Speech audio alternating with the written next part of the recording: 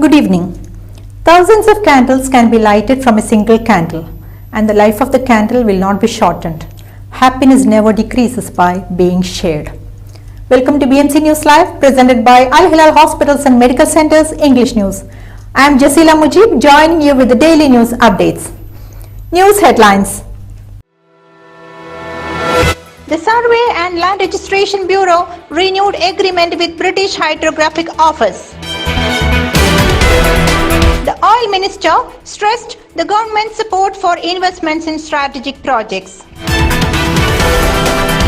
Supreme Judicial Council Vice President issued Edict 11 of 2023. Sponsors of Youth City 2030 visited its centers. The Royal Humanitarian Foundation announced registration dates for its scholarships. UN proclaims January 26 as International Day of Clean Energy.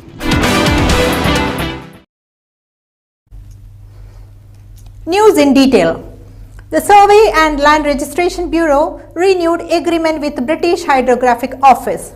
The Survey and Land Registration Bureau (SLRB) has signed an agreement renewing joint cooperation with the British Hydrographic Office. SLRB Chairman Sheikh Salman bin Abdullah bin Hamad Al Khalifa sealed the deal with Admiral Angus Eisenhay, head of the Land Hydrographic Office, in the presence of Bahrain's ambassador to the United Kingdom, Sheikh Fawaz bin Mohammed Al Khalifa, paved the way for the exchange of accurate information that contributes to the development of navigational charts for the Kingdom of Bahrain. Bahrain's navigational charts were also approved by the International Hydrographic Organization, as such maps give confidence and secure maritime traffic to and from the Kingdom of Bahrain. This agreement stems from the long history of strategic relations between the Kingdom of Bahrain and the United Kingdom, spanning more than 200 years, said Sheikh Salman. The Oil Minister stressed the government's support for investments in strategic projects. Mohammed bin Mubarak bin Daina, Oil and Environment Minister, Special Envoy for the Climate Affairs, has affirmed the government's keenness to encourage investments in the kingdom's oil and environmental projects. This can be done through enhancing partnership with the private sector, especially banks, that provide the necessary support and facilities to finance those projects that contribute to achieving sustainable development goals. The minister made the statements while receiving Abdul Fattah Sharaf, HSBC Bank Middle East Board of Directors Chairman, and his accompanying delegation, with whom he discussed ways to enhance partnership and cooperation in various oil and environmental projects in the kingdom. Mr. Sharaf reviewed HBME's current and future projects in the social and economic fields to consolidate community partnership between public and private institutions. Supreme Judicial Council Vice President issued Edict 11 of 2023. Sheikh Khalid bin Ali Al Khalifa, Vice President of the Supreme Judicial Council (SJC), Court of Cassation President, issued Edict 11 of 2023 on the observance of the principle of equal opportunities and gender balance in all the SJC's various tasks. According to the edict, the principle of equal opportunities and gender balance shall be applied while forming communities or work team at the SJC and representing it locally and externally, as well as in the nomination for training sessions and scholarships. The edict also stipulates that the female judges and employees shall be represented in the SJC Secretary General according to the nature of the post. Sponsors of Youth City 2030 visited its centers. Rawan Bil Najib Tawfiqi, Minister of Youth Affairs, accompanied several sponsors of Youth City 2030 programs and visited its centers. The sponsors were briefed on the objectives of Youth City 2030, which aims to provide training opportunities for Bahraini youth's skills and talent. The sponsors were also briefed on the Youth City 2030 centers, which are leadership and entrepreneurship, media and entertainment, arts and culture, science and technology, sports and health.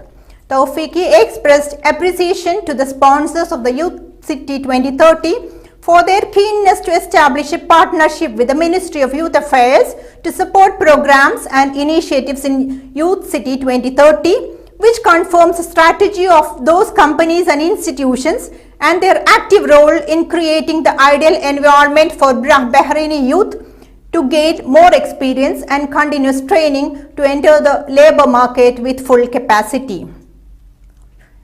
Now it's time for a short commercial break.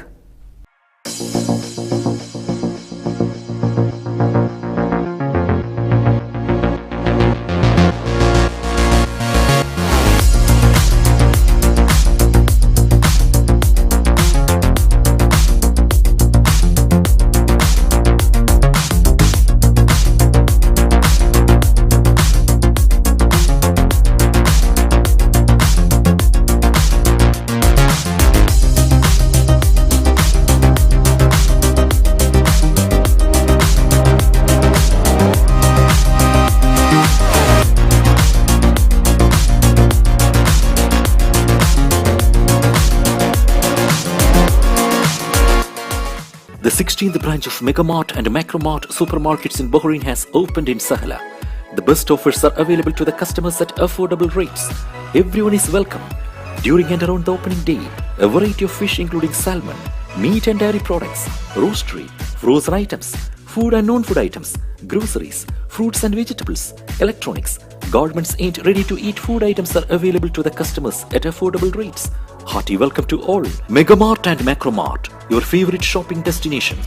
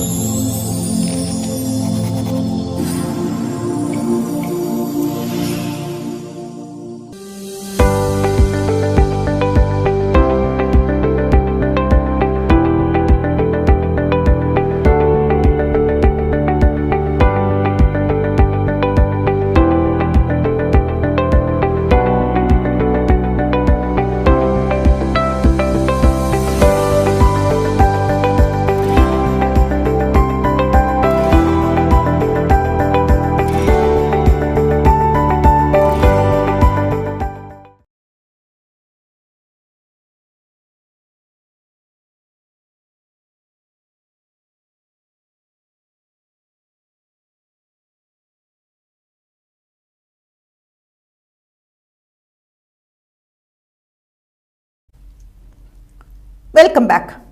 The Royal Humanitarian Foundation announced registration dates for its scholarships. The Royal Humanitarian Foundation (RHF) has announced that the online registration for the scholarships of the academic year 2023-24 for its sponsored students will be open from August 27th to the 31st. Dr. Mustafa Al Sayad, RHF Secretary General said that in line with the directives of His Majesty King Hamad bin Isa Al Khalifa, who is also RHF's honorary president, and the support of His Majesty, the King's representative for humanitarian work and youth affairs, and RHF's Board of Trustees Chairman, His Highness Sheikh Nasser bin Hamad Al Khalifa, the RHF is keen to continue its educational care programs for its sponsored students, including the provision of scholarships on an annual basis to improve the educational level of students, enable them to continue their university education, and invest in opportunities to contribute to the development of Bahrain. The RHF launched Tamayus Scholarship Program for the graduate students in line with the Foundation's strategy that focuses on investing in education and providing new opportunities for its sponsored students to continue university studies. The United Nations proclaimed January 26 as International Day of Clean Energy. The United Nations General Assembly has adopted a resolution proclaiming the 26th January as the International Day of Clean Energy, the anniversary day of the founding of the International Renewable Energy Agency, IRENA, in 2009. Welcoming the UN resolution, IRENA Director General Francisco La Camira said, "It's with much enthusiasm that I applaud the UN and its member states, including the United Arab Emirates and Panama, as co-facilitators of the resolution on their decision to create an International Day of Clean Energy. It is proof that since the foundation of IRENA on the 26th of January 2009, the energy transition has taken center stage to fight climate change, enhance human welfare, and drive an urgent and systematic shift for increased energy access, reduce inequalities, improved energy security, and prosperous and resilient economies and societies." UAE recorded hottest day of the year as scorching temperature hits 50.8 degrees Celsius. The UAE scorching summer reached new heights as the hottest day of the year has been reported according to the National Center of Meteorology. The country's hottest moment comes in Abu Dhabi in the middle of the afternoon when thermometers measured an annual high of 50.8 degrees Celsius. The peak was measured at 2:45 p.m. in Autad in the Al Dhafra region. According to the United Arab Emirates regions, reported temperatures in the high 40s, with the Mazeira seeing the mercury reach 50.8 degrees Celsius. Although not common, temperatures in the country do sometimes pass 50 degrees Celsius in summer months. In July, thermometers went above the level for the first time in the year. Worldwide, July 2023 recorded the hottest month on record as temperature crossed levels known over the past years. Japan said no radioactivity found in Fukushima fish. Japan's fisheries agency said on Saturday the fish tested in waters around the wrecked Fukushima nuclear plant did not contain detectable levels of radioactive isotope tritium, news service reported. Nets were set up on Thursday when plant operator Tokyo Electric Power Company TEPCO began releasing treated radioactive water into the Pacific, anchoring fishermen and many others in Japan, alarming consumers in neighboring countries and prompting China to ban Japanese aquatic products. The agency plans to announce test results daily, TEPCO said on Friday.